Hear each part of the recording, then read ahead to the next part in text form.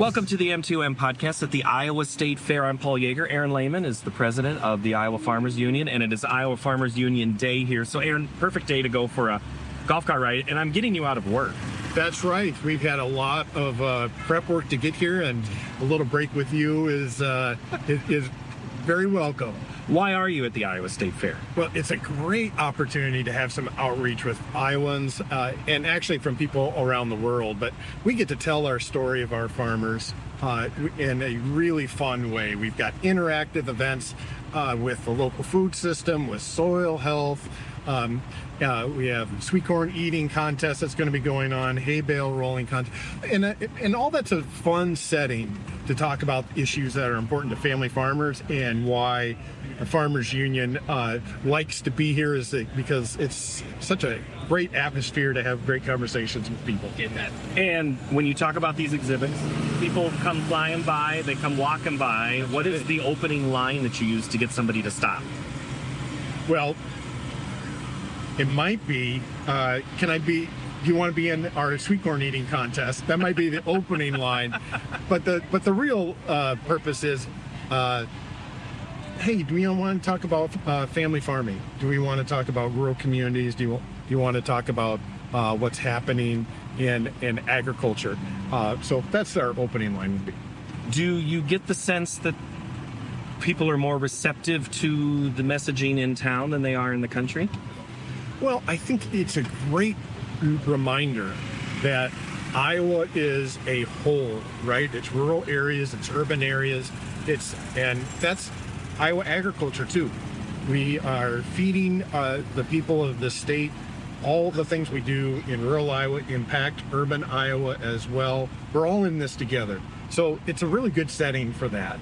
I always ask people about that rural-urban combo, I guess combo platter, as it were. That's right. Do you feel that the Iowa Farmers Union messaging could still use a little more, I don't want to say strength, but a little more, I guess we'll just say strength with some of the other farmers, let alone those that are in town? Oh, yeah. I mean, when we talk to farmers about issues that we're working on, activities we're doing, it resonates really well. Whether it's large farmers, small farmers, commodity farmers, food system farmers, and people in our urban and suburban areas as well. But we need to get the message out there. We need to do a better job of saying who we are and what we're all about and how we can all work together to make it happen. I've seen you on a lot of interviews nationally talking about trade. Sure. I'm guessing that's the number one issue right now. It's really top of mind for farmers. It's a very confusing time, and there is not much certainty about what's going on. And farmers have invested years of work building trade relationships around the world. And how do you do that? Well, you show that you're a good partner, right? You're reliable. You'll work through issues. Now, we've got issues to work through. We've always had, and we will continue to work for fairer trade, something that makes more sense for farmers in the field and in their pasture, as opposed to just numbers. We want it to make a real difference for farmers. But this approach isn't getting us there, and there's a lot of uncertainty right now. There are new markets, though, and it's about fairness. I hear new markets and fairness. That's a tough balancing line the White House is trying to do right now, because they are trying to kind of get this thing a little closer with China, but when China's not even buying soybeans right now. That's right. That has to be of a concern to you. It's a huge concern. Farmers are tightening their belts, trying to figure out how they can make this happen. We know that a lot of lenders and farmers are already having intense conversations about how can we make this happen until we get a better framework that gets us to a point where we can say, okay, we have some certainty, we can make some plans, we can talk about new innovations on farm, new machinery that needs to be updated, next generation on the farm. Then we can get to those issues. We can't put those off for much longer before we start seeing some real sacrifices being made. There were, though, a few years where there were people buying iron and dirt. They're still buying those things. That has continued to be purchase, but now you're saying you're starting to see some tightening around that? Yeah, and I think it's even reflected in our farm manufacturers. That's one of the things that I would always do with my dad when we'd come to the fair. We would go to see the iron, to see the new machinery, have conversations about how we could do upgrades. I'm not hearing a lot of conversations about new stuff being sold. A lot of people just tightening their belt, trying to get by, maybe some used equipment, putting off those ideas. Our local manufacturers are not bringing new people on. In fact, they're letting some people go right now to weather the storm. So it's having impacts in our local communities. The local communities, from some of those economic development folks, would say we started losing rural communities when we no longer had 12 kids in the family coming and all working on the farm. And it might be down to 2 or 3, and not all of them are coming back because efficiencies. We've gotten really good at using big implements. We don't have as many small individual farms. How do you see growing rural areas, whether it's your community or any others across the state? Yeah, it's about providing those opportunities for those farmers and for our rural communities. I'm still impressed every day about the young people who want to get involved in agriculture, and they have innovation on their mind. They have sustainability on their mind. They have resilience on their mind. All these things that can move agriculture in the right direction.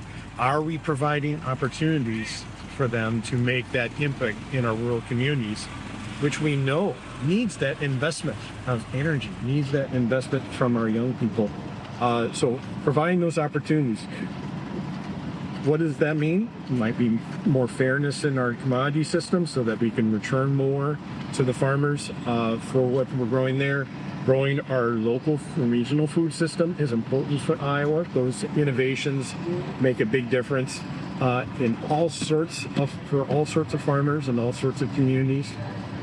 Those two things are really important, and we all need to do it in a way that can lead to cleaner water and healthier landscapes. Water. Let's discuss water. Yeah. That has been just last week when we're recording this, Aaron, a survey commissioned out of Polk County. Yes. You want to talk urban and rural, easy for me to say, yeah, right. Together about the source of nitrates and agriculture getting kind of put into those crosshairs. When you see that report, you knew it was coming, and because that has been the talk all summer, and you're no stranger to the agriculture criticism that's out there. What was your first reaction?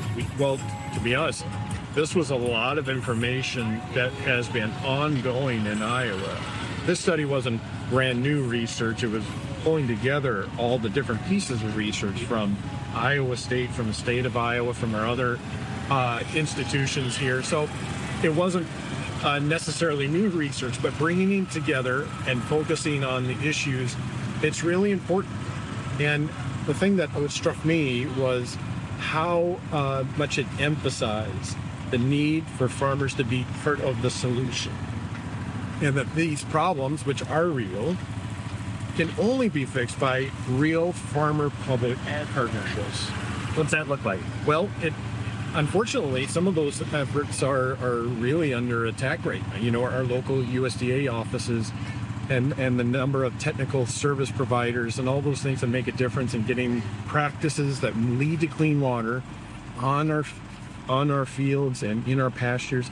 A lot of those things are at risk right now. We're seeing big proposals for cuts in those very programs that we should be investing in. Do you get the sense that maybe this problem will kind of solve itself with the high input cost of nitrogen and some of the other fertilizers this year? We hope that would lead us in the right direction, but we also know when farmers are faced with difficult decisions, bottom line decisions, they're not seen far beyond 1 year's time. Mm-hmm. And farmers know that single year decisions on a farm will eventually get you in trouble. There's no long-term planning. You're saying farmers plan? Unfortunately, you make sacrifices on the long term in order to reach those short-term real danger points, right? So you get the sense, well, I mean, you were talking about your oat field. That clearly is not a short-term plan. Right. That is soil health that you have tried to implement, and other farmers have been trying to do on their part. Is there enough out there support from USDA and the other governmental agencies to help maybe convince another 100, 200 acres a year in just your little area go into those programs? No, there's not. You know, farmers have been oversubscribing for these services, meaning that the applications are in, but there isn't money to fill all the good applications. And we're also concerned about the number of technical service people who help farmers put these things in place on the farm. The number of those folks are going down as well. So we know that because of those numbers, we know that farmers are willing to step in and step up in this situation. But the public partnership isn't there to meet the demand now, much less to get us where we need to be. We have some good goals in place in Iowa. What we haven't done is we haven't fully incentivized people to get to those goals. And to be honest, we're not paying enough attention to what progress we're making. And so that we can make sure that what we do invest in these farmer public partnerships is actually providing a big bang for the buck for the farmer, for our soil health, but also for clean water and healthy landscapes. When you mention these partnerships, that was something that was in vogue there for a while, but there's right now a movement away from government money, period, end of sentence, to anything private. And that's unfortunate, because it's really clear, the research shows us that if we're going to get to our goals for clean water, for healthy landscapes, it is going to take a public farmer partnership. And cutting that partnership will lead to only worse decisions being made on the farm, but also for our state. You know, we're going to have very difficult decisions to make if we don't invest in this partnership that has to be a part of the solution. Let's get back to partnerships if we can, Aaron, because I think that is a political view right now. So with the one party in charge of a lot of things, federal and state, who's your conversation with to try to help talk about benefits for that like you're speaking? Yeah, you know, we're really excited. We've got a great group of Iowans going to visit our congressional offices in September, the largest group that we've had in a couple of decades. And it's because it's really a critical time right now. You know, we made some improvements. There's a lot of really controversial stuff that will hurt our rural communities in the big reconciliation bill. We did get some Inflation Reduction Act money tied to conservation, which was made more permanent and a bigger part of moving forward. That was a gain. We need to make sure that those monies that we are investing in the farmer public partnership make a real difference and can get to the farm, get to the pasture level and make a real difference. So we're going to be lobbying for that. We still need a real farm bill that ties it all together, which is, we are almost 2 complete years overdue at this point. That was something Secretary Rollins talked about Saturday at the Iowa State Fair was, well, the previous administration didn't get the farm bill done. We were able to put money into the big, beautiful bill that will help farmers and conservation. Is that going to be enough, or do you still need that next farm bill? We definitely need the next one. We definitely need the next farm bill. The food system is so intricate and tied together, right? We need a farm bill that provides direction for what we are providing for consumers and for our food insecure people, what we need for research and education, and that's on top of those updates that we need for crop insurance and the farm safety net to make it all work together. And unfortunately, if you don't have all those pieces working together, it starts to unravel. Mm-hmm. And I think that's where we've been the past 2 years. We have not had the compromises needed to get enough people at the table and saying, we do it all together, we're going to be better off. I don't think you said it, but compromise almost sounds like a dirty word right now in Washington. I mean, because there are those who say, we were elected, there's a mandate, that is what, there is no reason for us to work with someone else. Yeah, unfortunately, if you're dealing with something like agriculture and the farm bill, that's traditionally been the most bipartisan piece of legislation that there is. And it only happens if you can all work together. And the reason that has been important is because everybody needs it. Everybody needs a functioning food system. So unfortunately, there's just no shortcuts to working together. It's hard work. It's a heavy lift. But we're Iowans. We're used to doing some heavy lifting, to rolling up our sleeves, getting the work done. And that's what I think we need our congressional legislation to do here in Iowa. We've got 4 members of the Ag Committee from Iowa. 2 in the Senate, 2 in the House.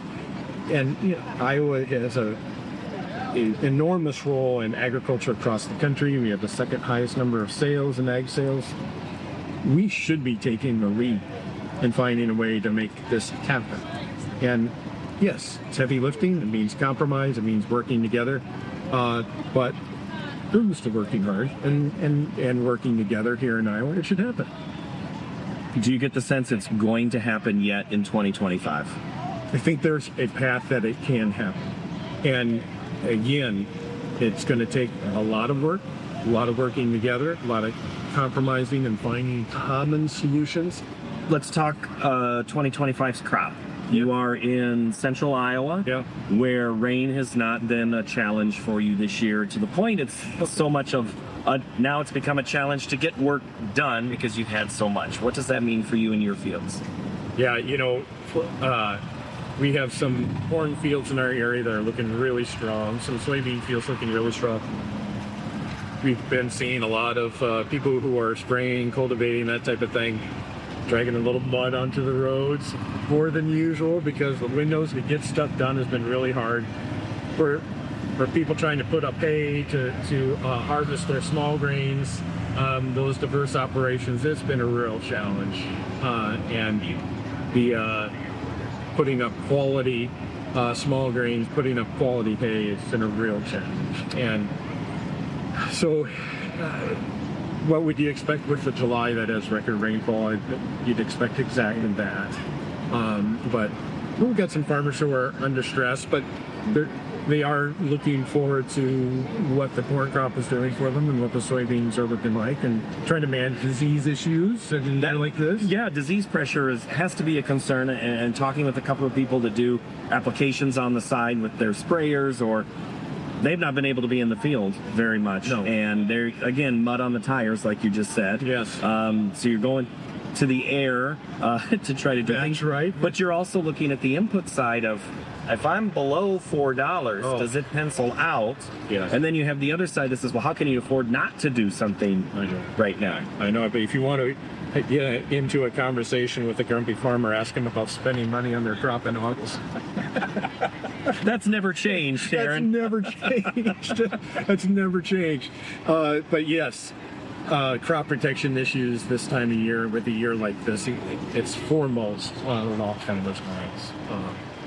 Want to see a good crop get to the bin in good shape, and we're not there yet.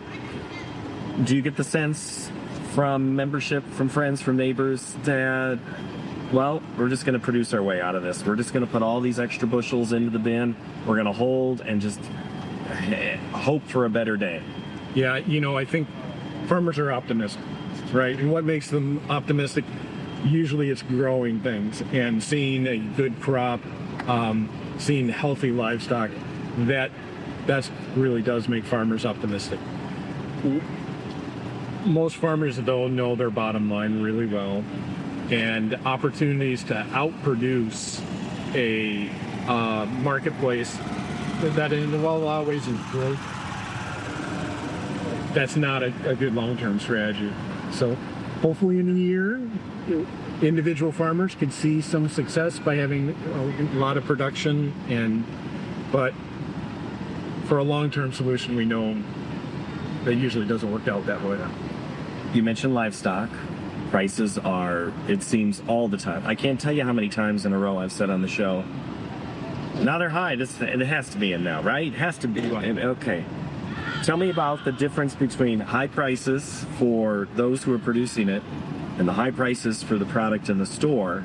Because at some point, we always say the consumer is going to speak. Right. And where is that? And is there enough of a connection so that farmers are capturing the market adequately, right? And livestock farmers have to sell into a very concentrated marketplace, so getting those returns back to the farm is difficult. The other thing that we remind people, livestock farmers have had a number of really rough years. Yeah. So you talk to farm accountants and they say, oh yeah, my clients are showing some income from their livestock, but they haven't spent any money upgrading or maintaining their equipment for years. And so they've got some catching up to do before they can really pocket a lot of those returns. So we're still working through a lot of issues. Yeah. Do you get the sense people have been trying to expand and it's been hard to get the banker to let them expand? We've been hearing that, and you know, as the cost to expand has really risen, it's not an easy decision anymore. So yeah, all sorts of issues about what real opportunity there is to step in at this point. What about the option or the discussion? You mentioned the concentration and the packer, and it seems like they are always in control. Then you have the labor issue, because there's the whispers of, well, the reason the packer's been able to withstand it is they've had less labor because some of it has been sent back to home countries, and this has maybe worked out well for them. Are you hearing anything like that? You know, to be honest, I'm hearing a lot of uncertainty on the labor side of things. You know, we know that in Iowa we've had some of our meat processing folks that have been, well, they're going to have to go home, and filling those positions is difficult, and it puts a lot of strain on our rural communities. So valuing that diversity in our workforce is extremely important for Iowa agriculture. So I think there's a lot of uncertainty in the labor world. Most uncertain to you in the rest of 2025? What's the thing that's going to keep you up at night? Well, I think the thing that is constantly on worry for us is the extra chaos that farmers aren't used to dealing. We're used to dealing with chaos and weather and the unpredictability of a lot of agriculture. A lot of the extra chaos taking place is imposed from outside and really doesn't need to be there, or the trade chaos in particular. So that really worries me. It worries me a lot of notice. I have a lot of faith that farmers are going to be innovative, they're going to be smart, they're going to find ways to work together. But finding ways to do better with what I can control, or trade and the farmer-public partnerships, we can do a better job of getting tourists to farmers to withstand all this chaos.